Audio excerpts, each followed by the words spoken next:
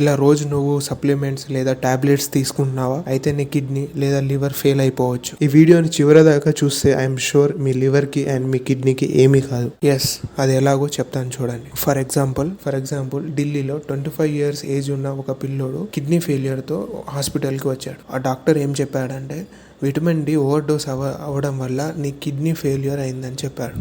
అంటే బ్లడ్లో కాల్షియం చాలా ఎక్కువ అయిపోయిందంట. సో ఆ కాల్షియం ఎక్కువ అయిపోవడంతో తన కిడ్నీస్ ఫెయిల్ అయిపోయాయి. అండ్ ఇలా ఎందుకు జరుగుతుందని రీసెర్చ్ చేస్తే రిజల్ట్ ఏమని వచ్చిందంటే సోషల్ మీడియా అడ్వర్టైజ్మెంట్ చూసి డైరెక్ట్ గా సప్లిమెంట్ లేదా టాబ్లెట్స్ తీసుకోవడం వల్ల ఇలా జరుగుతుందని చెప్పారు. అంటే డాక్టర్స్ ని కలవకుండా డైరెక్ట్ గా అడ్వర్టైజ్మెంట్ లో చూసిన టాబ్లెట్స్ ని వేసుకోవడం వల్ల ఇలా జరిగింది. ఒక మనిషి 100 micrograms టాబ్లెట్ ని తీసుకుంటే అది చాలా డేంజరస్. అది ప్రతి మనిషి ప్రాబ్లం బట్టి డిఫరెంట్ ఉంటుంది. సో మనం సోషల్ మీడియాలో చూసి టాబ్లెట్స్ వేసుకోవద్దు, సప్లిమెంట్స్ వేసుకోవద్దు. అండ్ డాక్టర్స్ ని పక్కాగా కన్సల్ట్ అవ్వాలి.